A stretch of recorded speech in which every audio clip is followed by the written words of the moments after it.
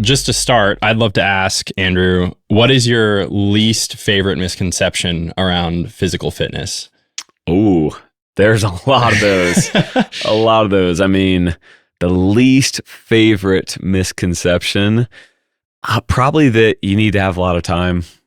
Yeah. Yeah, that one is just, you could debunk that so fast. Is that something that you realized early on, or is that something that you've grown to realize as you've gotten older? Yeah, I mean, my workouts, truthfully, are about 30 minutes. And it's the extent to which you waste time and walk around the gym talking to people that it's actually going to make it longer, right? Or take 3 minutes of rest and take too long a rest. Yeah, that adds up. You do 10 sets and take 2-minute rests each time. There's 20 minutes, right? So raise the intensity, lower the duration. So you own gyms, and then you do athletic training for youth and high schoolers. How did that start? Like, when did you realize that you wanted to get into a career and then start a business around fitness? When I was 19 is when I started getting really interested in my own physical health and fitness. So I started learning about nutrition, changing the way that I was eating, doing some workouts, and I just started to like working out more and more. And then I found out that you could actually have a career in this when I came across a gentleman who I still to this day think about him as like Socrates. Like, he was just this wise mentor that was training athletes. And I came across him one day training athletes out of a sports complex and found out that you could actually get paid to do that. I don't know why. I had never heard about personal training up to that point, especially not for young athletes. So you started with personal training then? Yep. Cool. And then what was your experience with fitness before that, before 19? Were you in athletics at all? Sports. Okay, cool. Yep. Basketball, football. Yeah. Yeah. Nice. Why is physical fitness important to leaders? I know obviously there's a lot of examples as to, here are some of the principles and things that you can pull from physical fitness. But I also think there's a dynamic where it's just it is just beneficial to be physically fit. And so I guess to start, why is it important for leaders to care about their physical health? Yeah, it's pretty stereotypical thinking about the C-suite level executive who ends up having a heart attack because he or she didn't take care of their health, right? Yeah. So that's the obvious one. You work out so that when you're in business all the time, your cortisol levels are always really, really high, you're stressed, and then it can lead to serious health issues. So one reason you work out as a business person is so that you don't die. That one's pretty obvious. But one thing people don't think about is when you work out, do you know what it's called? The hormones that get released? Endorphins. Oh, right? Yeah. Endorphins are one of them, right? There's multiple. It's called dose: dopamine, oxytocin, serotonin, and epinephrine. And so when you work out, you get a dose, as one of my mentors tells me, and it's a dose of adrenaline, dose of endorphins. When that happens, your decision making is far, far superior. It's funny. Alex was just today talking about a decision that he came across in his business, and it happened to be on the back end of doing something physical. Tony Robbins, a mentor that I've looked up to for a long time, shares about a breakthrough that he had over COVID when he was stuck trying to figure out, where am I going to do these events? I'm supposed to, serve millions of people around the world, and I can't get into stadiums. And he was getting really, really frustrated. And so he went on a run. And he started running faster and faster and faster and faster. And it was after that run, and then he jumped in a cold plunge, that all of a sudden he had this brilliant idea that was to build this studio and have virtual sessions. But long story short, anytime you feel stuck in business and you just can't find the right decision, which business is decisions at the end of the day, the better your business, the better the decisions you make. If you actually work out and then come back to that same decision, you'll typically find a breakthrough. You'll typically find a better answer because your physiology definitely impacts your neurology, the way your brain works. Have there been any moments that you can think of specifically in your own business where the problems just seem so much smaller on the other side of just a good sweat session? Yeah, I mean, day to day, even, having employee challenges or frustrations, and then you go work out and you're just happier. Those are obvious ones too, right? It's that helps a lot. I think that our decision to expand our business to go from a 5,000 square foot facility to ultimately a 17,000 square foot facility, that decision came during a run. That was like a aha moment when we were trying to figure out, our lease is coming to an end. We've got a lot of clients. What do we do? And it was like, oh, like we expand. Yeah. Like, duh. Is that, I mean, you would find it a given, but then I feel like I have seen enough examples that it isn't. Like, how do you navigate like setting a good example and setting a good standard for what that looks like for your team? For working out? Yeah. It kind of makes it easier, but it also kind of doesn't. The fact that our work is inside of a gym. Yeah. Because the challenge with that is if you're trying to get your own workout in, there might be clients asking you questions and then you're like in work mode. So it's hard. But I think for me, like genuinely, I wish that I could get the feelings without like that I get from working out without having to work out. It would just be a lot easier. Like if I could just, without taking drugs, right? Like if I could just like push a button and just feel the endorphins and feel the mental clarity and feel the energy that comes from working out, it would save a lot of time and it would just be a lot easier. And honestly, I would probably do it because the act of working out to me, it's not the most fun thing in the world, right? It can be painful. But I do it because I just feel so much better. The energy that I have, again, the patience that I have, not just for my team, but for the family. Like if you're someone that you get home at the end of your nights and you've made all these decisions throughout the day and you've kept on the good face for the team and you've put a smile on your face even though you weren't feeling it, but you know when you get home at night, you've got a little bit less patience for the people that matter most.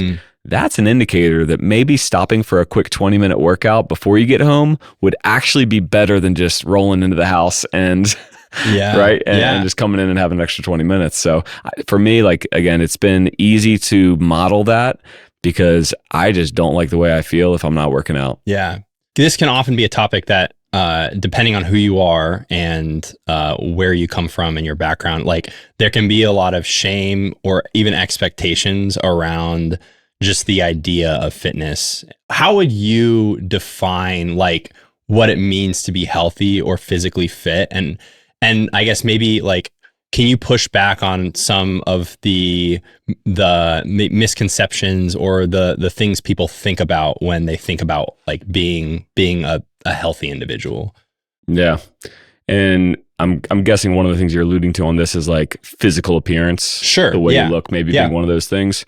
Yeah, like I mean, genetics have such a big part in that, right? Like you or me might never look like another person no matter how hard we work out and how clean we eat, right? At the end of the day, that model of perfection in our society of somebody looking like they're physically in shape, I mean, that is just a moving target because you can never, you'll never be able to look exactly like another person.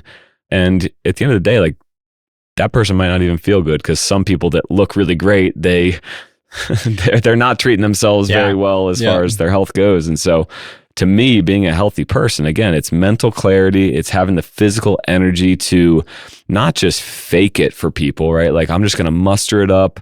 I'm just going to grit my way through having energy for the family, for the kids, or for the team. Like it's genuinely having overflow, right? Having enough overflow energy and again, mental clarity to where you still have capacity at the end of the day. Most people have zero capacity at the end of their days, and working out, eating healthy, sleeping well actually increases your capacity. It gives you more. Yeah. And what would you say is the purpose behind that?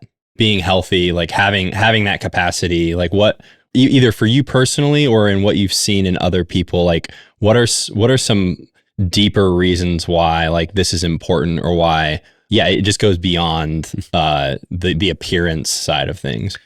So about 8 weeks ago, I was at my son's 7th birthday party at our gym of all places. And we were doing chin-up bar exercises and like swinging from one bar to the other. And I missed and I fell and I crushed my knee on the ground. Oh, gosh. A knee injury like I've never had before in my life. No.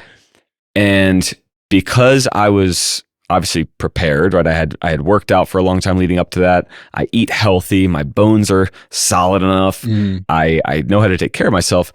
I bounced back from that in about 8 weeks. Now, part of it was thanks to God and thanks to some great healing. But at the end of the day, like had not been in shape and something like that would have happened to me, like no joke, Ben, like in that moment, I was like, am I not going to be able to play sports with my kids for the next 2 years? Man. Like it was like scary. So I think that just beginning with the end in mind and recognizing that, like, I'm 36, so I don't know, you might consider me old, you might consider me young, depending how old you are, right? But like, I know that I have a lot of years left where I want to be physically active with my kids. And so I'm beginning with the end in mind. Like, I need to make decisions today. It's why I stopped trying to dunk a basketball when I wasn't warmed up, right? Like, I, at a certain point, I'm like, if I keep doing this over and over again, my discs in my back will get closer and closer together over time. And then I'm going to be like a 40-year-old that has back pain all the time, right? So I started to see like some small signs of that. And again, like, I want to be able to beat my kids in a race when I'm like 60. So nice. yeah. I mean, that's part of the purpose, right? Not to beat my kids in a race, but to be physically active enough to be able to do so. Because one thing that somebody said to me one time, they said, Andrew, most people, they spend the first half of their life giving up their health to make money. And then they spend the next half of their life giving up their money to get their health back. And to me, that sounds so dumb. Yeah. I was like, to me, that sounds pretty dumb too. I'm not going to do that. I mean, just the idea of playing catch up, years down the line just sounds very difficult to me. Yeah. You're going to have to like do steroids or something if you really want to catch up. Yeah. And that's not going to be beneficial. I mean, I guess as time goes on, we keep getting more and more easy buttons, so that's true. Yeah, don't mistake the easy button for a button that's going to last. Man, I guess on that note, like when we're talking about shortcuts, like what do people miss out on when they take those? Like, what are they losing when they take shortcuts? I mean, most of the time they are giving up what they want most for what they want now. So long term, most shortcuts are going to come back to haunt you. And ibuprofen, for example, it's a shortcut to get rid of pain, but it's actually a long-term inflammatory, right? That anti-inflammatory you're taking, it actually leads to inflammation long-term. So you're giving up what you want most for what you want now. And so I think that shortcuts in general, most of them will end up coming back to haunt you. But then you are missing out on the developmental process of what it does for your character. And I love that aspect of working out. I mean, it challenges you, right? It challenges your mental toughness. It challenges your perseverance. It challenges your grit, your focus, your determination. Are there other things in life that can develop those same things? Sure. But the combination, this is why I just think working out is such a no-brainer for anybody. Like the combination of the character development with the social aspect, which you can get from working out if you work out in the right environment, the social aspect, the physical health, the mental clarity, like it just checks so many boxes for a person. Like you guys talk about a path to growth, high return habits. Yeah. Like it is a high return habit. That one act, 30 to 45 minutes a day, man, the benefit extensions of working out go so far and wide. We haven't even scratched the surface of some of them. And you listed like even character development. Are there any examples, whether it's clients, people who go to your gym, but maybe even just friends? Like, have you seen any examples of how this area and like really taking ownership of this area has actually transformed someone's life beyond just the physical side of things? You know what's funny? The first person that came to my mind was my wife. So I'm just going to give her a shout out right now as we talk about this. So she can now do, I don't want to say the wrong number. She's going to get so mad at me. I'm going to say she can do 8 full chin-ups. Let's go. That's 8 awesome. Full chin-ups, dead hang, all the way down, all the way up. And she couldn't even do one about 5-6 years ago, I want to say. And she's had 3 kids.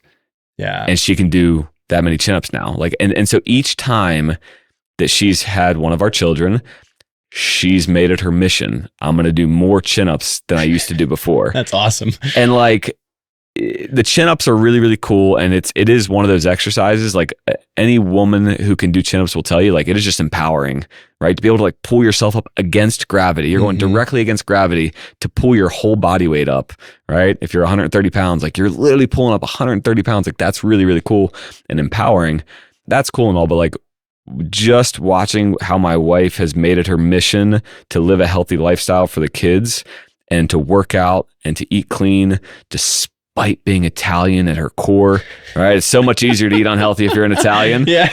But that's a joke. But she has really, she's made it a priority. And as a mom that's had 3 children, like, I just think it's so admirable that she has, she's like inspiring me. She's literally doing the High Rocks competition next week. I don't know if you've heard of the High Rocks, but it's a big fitness competition. They had the headquarters here in Phoenix, not the headquarters, the like championship here in Phoenix. Oh, was it last weekend of January, something like that? Yeah. Yep. Yeah. And I'm just so proud of her for that. And she, at the beginning of this year, she's asking me like, what are your fitness goals this year?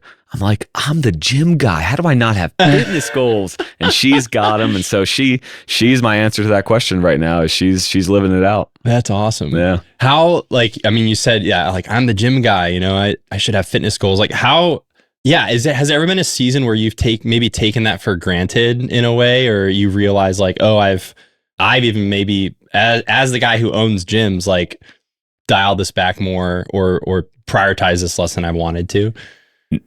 Maybe I've prioritized it a little bit less, but honestly, man, like I truly do associate mentally so much pain with not working out now.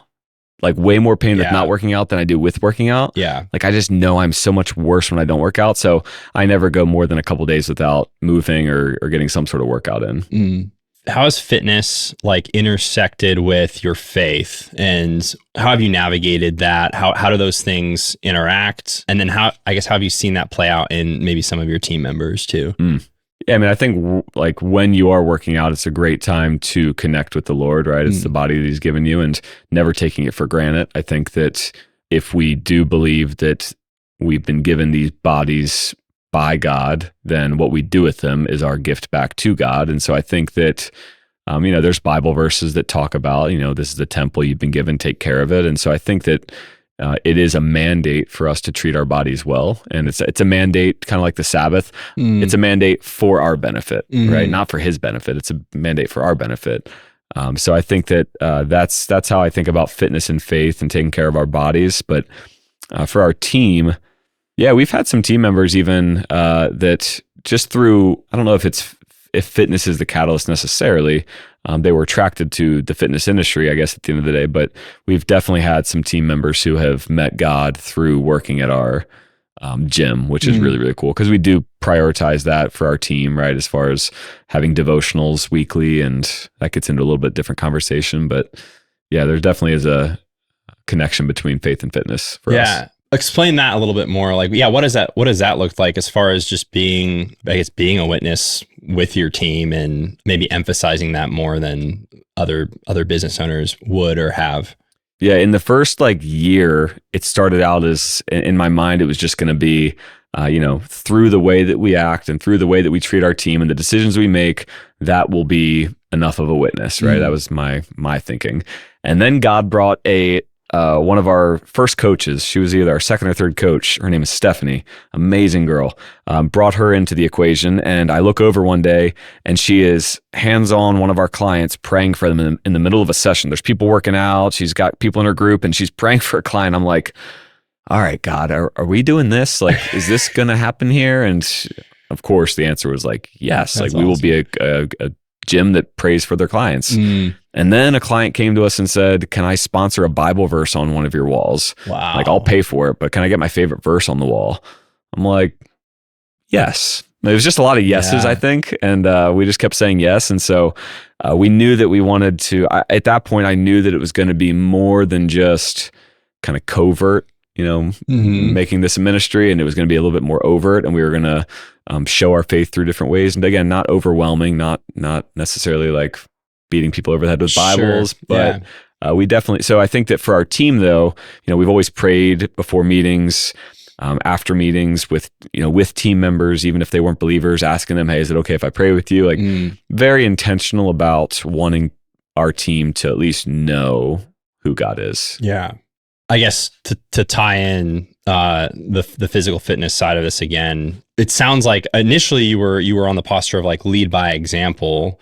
And I guess maybe even so with like praying at meetings, you're not necessarily requiring that everyone participate, but you're just like, hey, this is who we are, and this is us operating in alignment of who we are. How have you set an example of physical fitness in your own life? And then how have you seen that play out in your team members as well? Whether it's with their clients, with their families, has there been any level of like cascading effect that you've been able to see? Yeah, for sure. And we've got a good like iron sharpens iron type culture. I mean, we actually have that.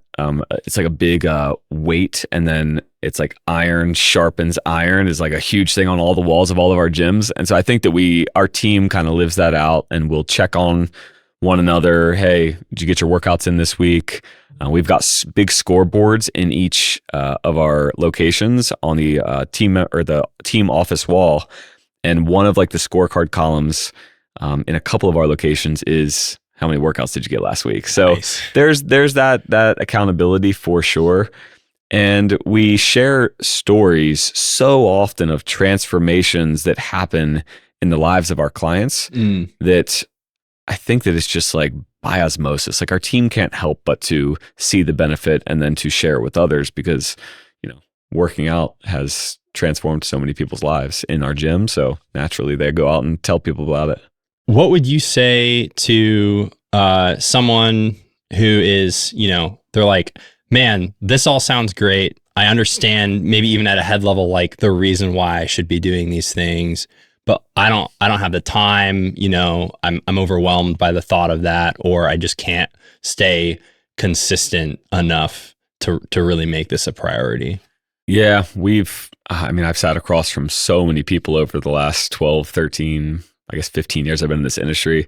And so I usually go back to a question, right? It's like, what is it going to take? Right? Like, and it's just like, I think that working out again for people brings up so many different emotions depending on who you are and depending on, if you enjoy it or not, or there's so many things there that it really has to be a self-reflective type thing, right? You're either going to be reactive, because nobody skates by their entire life without having something physical happen to them, right? Like there's going to be something.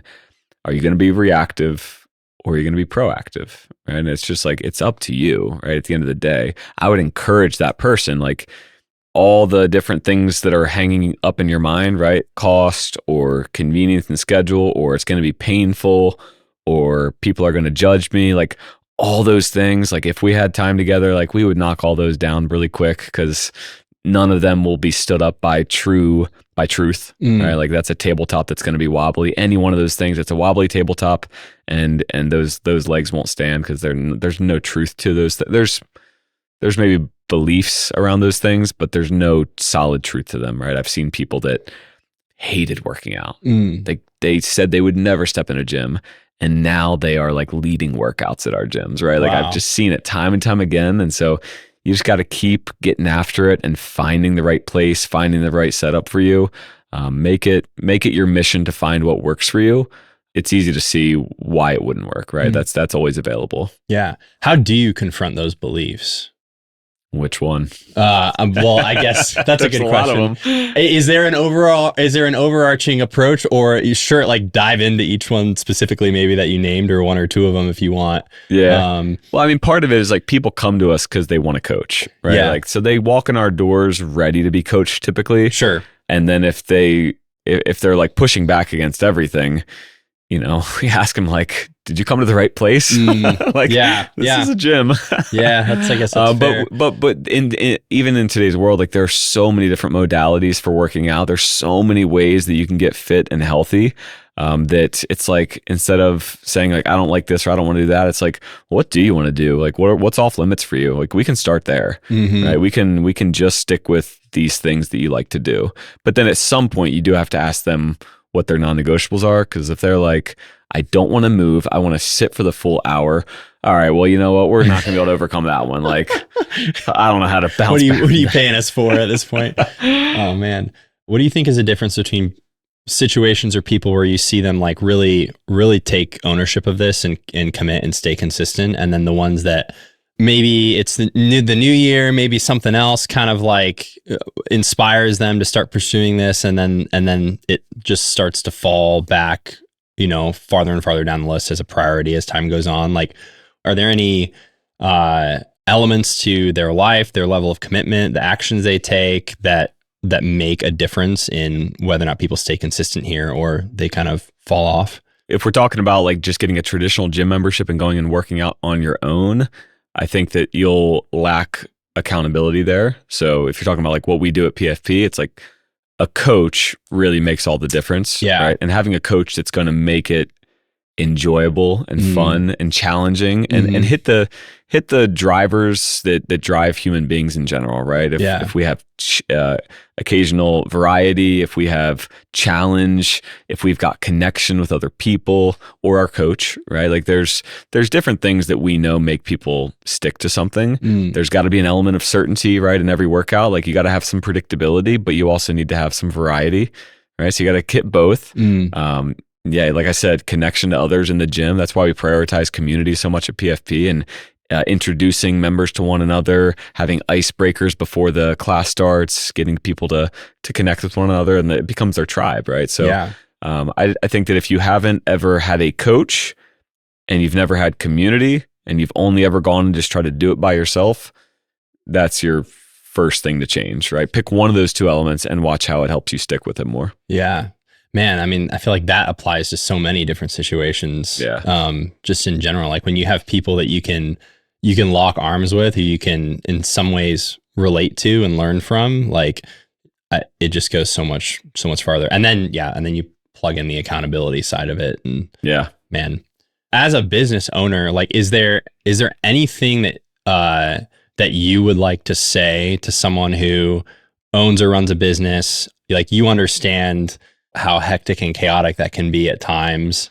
I'm just curious if you have any thoughts specifically to business owners or leaders. Maybe for like the business owners that are either doing it all themselves or they're aggressively scaling their business, like that fear in your mind is like, if I take an hour a day away from fitness or away from work and put it towards fitness, then it's all going to fall apart. And I've been there before in terms of like, you don't even realize how quickly your mind goes like 7 levels down, and it's so irrational to even think like that. But subconsciously, like you're believing that if I take time away from business to focus on anything else, then this thing that I built is going to fall apart somehow. And I know that's a really real, like subconscious, even for many, like belief. But the truth is, and we talked about this in the beginning, the quality of the decisions you make, like when you do get yourself active and get those endorphins pumping, of course you're a nicer person, a kinder leader, a better leader, like all those things, but like you really do make such more sound and even courageous business decisions when you're coming from a posture of physical strength. Physical strength or physical flexibility really does translate to mental strength and mental flexibility. So I would just tell that business owner, like, you took on the challenge of starting a business and running a business. Take on a challenge of 1 month or for 90 days, work out 4 to 5 days a week, hire a trainer if you need to, whatever it takes. Take on that challenge and see if your business doesn't grow and get better. And that would be my challenge for them. Yeah. You mentioned like high return habit. What would you say is like a low hanging fruit that would be a high return habit in this area for someone? Well, you could span this around like sleep. You could span it around nutrition. Sure. You could go a lot of different ways with it. Stretching. I do think that the endorphins, like we're talking about, are only really going to get going if you engage in 30 minutes at least of like movement, like working out, either cardiovascular, strength, combination of the two, ideally. So the habit, I think, has to be 30 minutes minimum. I would say 3 to 4 days a week to start. Yep. Cool. Well, this was great. Thanks, Andrew. You got it. Hey, y'all. Thanks so much for watching. If you want more content like this, we've got some killer stuff planned. So make sure you rate, review, and subscribe. Let's go. Let's go. Let's go.